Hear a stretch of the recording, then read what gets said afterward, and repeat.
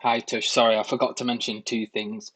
The first thing, extent of its functionality, requirements not satisfied. One probably not going to optimize it for mobile, to be honest. It's going to take too long.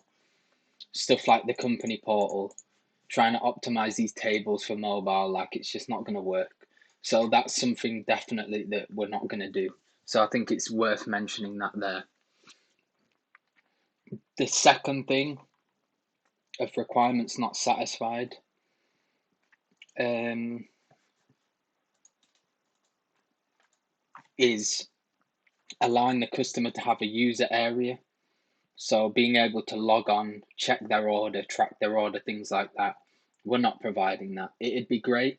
And to be honest, maybe you can leave in Sun's requirements where he said the user can have can log in and check their orders, and then we can just say afterwards we didn't fill that requirement because it was just too much to do. It was too much to it was just taking too long. It was outside the scope of what we could achieve. Other than that, there was no other requirements that I can think of that we haven't done.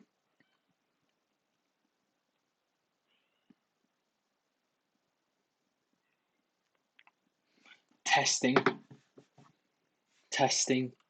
We're going to do some black box testing, which I believe is basically where you just go on the website and just play with it and use it and basically just see if it functions how you'd expect it. So one of the requirements is you can't place delivery orders if you're more than 5 miles away.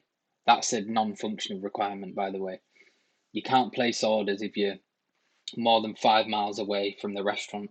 So again, testing would be going here, getting an address that's within 5 miles, putting it in, seeing if it lets you through, doing one that's more than 5 miles away, stuff like that. Placing an order, then checking the company portal to see if it's there, to see if it's worked. That's the kind of testing we're going to be doing. Um, Going in here and looking to see if all the products are there, as you'd expect from the database. Um, we could also do some testing, like testing some of the APIs.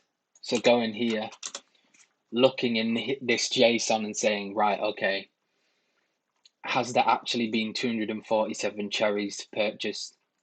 Let's check the database and see things like that. So it's more. We probably wouldn't do the back end stuff, but I think it's just a case of going through the website, doing things, seeing if it works. For example, stuff like this. Seeing here, if you click add to cart there, does it actually add to the cart?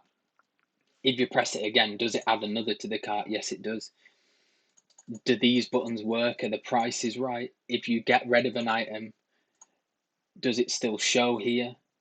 Stuff like that. Is what you order here the same as what is actually shown here?